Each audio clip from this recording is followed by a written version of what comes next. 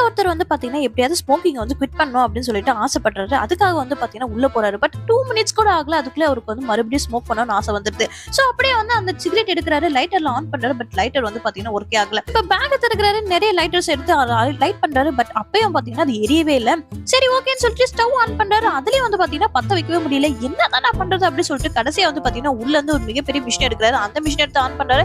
அப்பயும் பாத்தீங்கன்னா அவரால் அது பத்த வைக்கவே முடியல.